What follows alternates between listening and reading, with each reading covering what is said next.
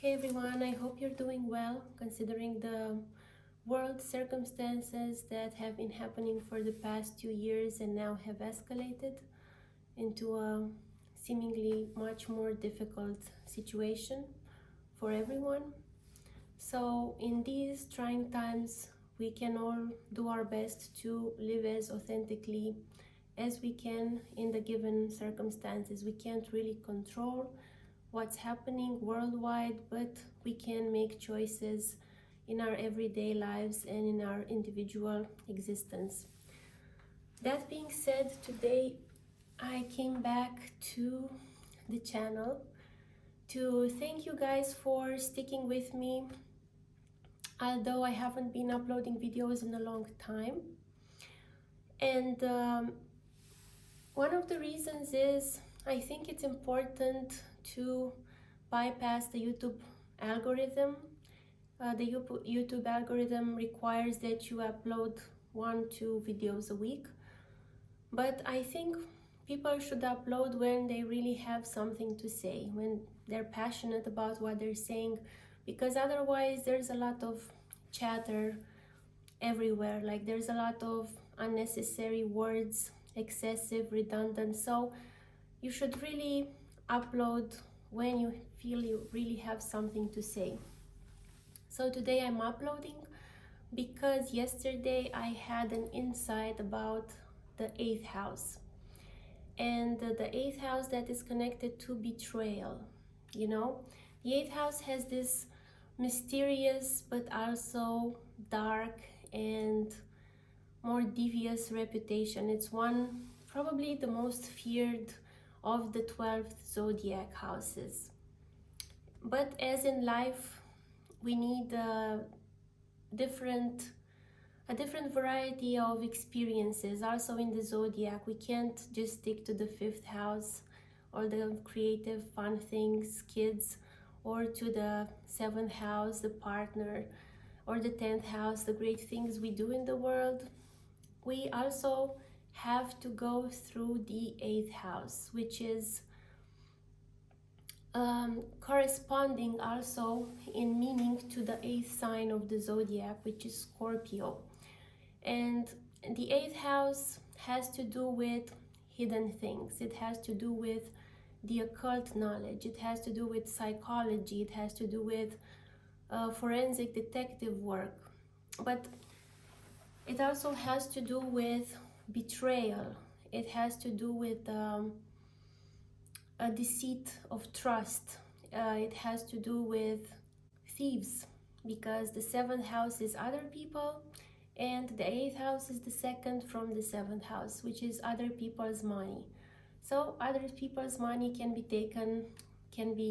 taken advantage of through an inheritance, let's say, through the stock market, crypto, whatever, but it can also be stolen. So the 8th house has this difficult connotation, like a difficult experience, and is very much connected to betrayal. In order for people to grow, betrayal is very necessary in life, on a mundane level, on a personal level, but also on a soul level.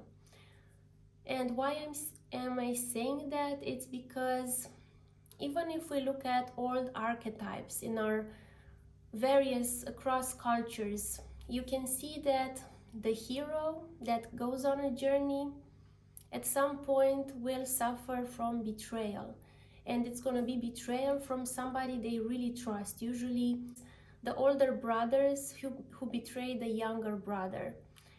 So it's really like a close, painful betrayal. And this betrayal, why I'm saying it's necessary, it's because after the betrayal, the hero of the journey is put into an extraordinary situation where he has to figure out things for himself or for herself. And in that figuring out, some sort of illusion kind of breaks. So the hero breaks away from disillusionment. It breaks away from what he thought was real and what he thought he could rely on. And then he or she can take matters into their own hands.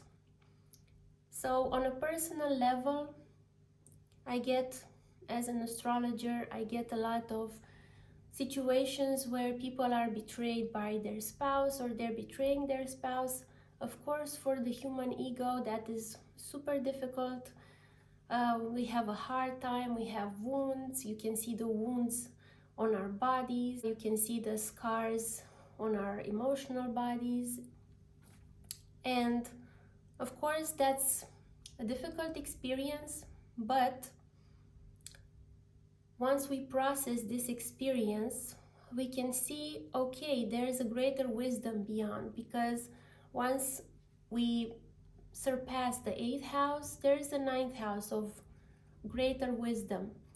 So on a personal level, after the betrayal, okay, then we, in some way, because the 8th house is on an axis with the 2nd house, when we experience the betrayal after the shock and the suffering, we also realize that we can rely on ourselves and it's okay. And on a soul level, the betrayal shows that the world as we thought it was is a lie. So we kind of metaphysically discover the lie of existence. For instance, the government is lying to you and you feel betrayed, but then you discover that you don't really need to rely on the government for everything. Or if you take this medication and the doctor says it's going to work, but for you it doesn't work, so that's also a betrayal. But then you can look up alternatives. So the positive thing about the 8th house is moving past it. It's like experiencing it, experiencing the depth, the darkness, and then moving past it. The 8th house is also psychics, and psychics, good psychics, are, most of the times they're right, but sometimes they can be wrong, so then that's a betrayal. So the lesson there is, okay, I went to the psychic, he gave me 5 good predictions and 1 bad prediction, and for that 1 bad prediction I realized that not everything is preset, not everything is predestined as I thought. So then I can rely on myself. Go back to the 2nd house, like what you have, you know, the things around you. You can look for resources, you can look for solutions in your environment.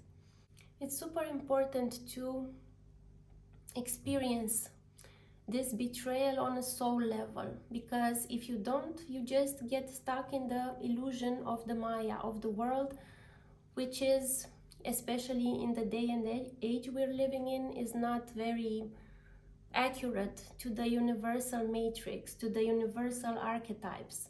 The world right now is very mechanical. It's like a cause and effect perspective. It's not really grasping the serendipity, the synchronicity. So I think the world right now is quite close to the universal truth, universal archetypes, but not really right there. But usually on a collective level, we insist that we know the truth, we know what's right, this is the correct way to go, this is the right religion, this is the right government, we are the good guys, those are the bad guys. So with the 8th house, it's kind of a downfall, you know, it's like a sudden accident, like a sudden misfortune, which is like puts you back into alignment in a way, like it takes you back, oh, it takes you away from the path that you were astray on, and it's trying to show you, okay, there's another way. So just look beyond what you thought you knew and see what is there actually. The 8th house is also connected to chronic disease. You know, you eat 1 kilo of sugar every day, at some point you get diabetes. Okay, that disease is here to show you, stop abusing this body, for instance. But I think on the soul level is the most important. Like the 8th house shows you a glimpse into what else is there, what is hidden. Maybe life is different than you think it is. It's not all set up. Once you get past that 8th house, you have the nice 9th house of peaceful wisdom. That is what the 9th house is. It's like a peaceful wisdom. So if you have planets in the 8th house, just take them as indicators, take them as guides. And even if you don't have planets in the 8th house, you can look at the 8th lord or planets aspecting the 8th house. There's always something to look at. You can look at the transits in the 8th house. We've had, like in the past days, Mars, Venus transiting Pluto, and it was a very intense transit. Several of my clients wrote me thinking about divorce. So, of course, Mars, Venus will impact the relationships, and Pluto is gonna give like a radical solution. Either we stay together or we divorce. It's like black or white. There's no gray area. So it doesn't have to be only in relationships. It's also your worth, because Venus is the things you value in life, what you commit to, and Mars is what you're passionate about. So it also gave, on a collective level, some food for thought, like, what is my path? What is it I'm gonna commit to? Am I gonna stay with this, or I'm gonna radically change it?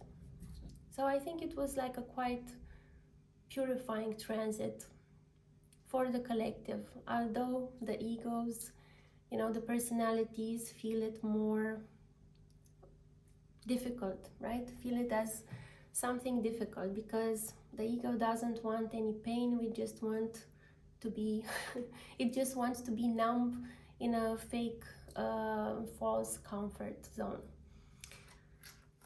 So that's what I wanted to say about how betrayal is necessary and the connection of betrayal and the 8th house. I also wanted to say that I only have 34 card decks left, and I'm not gonna make any more because the price of shipping them out has gone through the roof. For last year it was 9 euros, now it's 12 euros, but it's 12 euros if I send it in the letter form.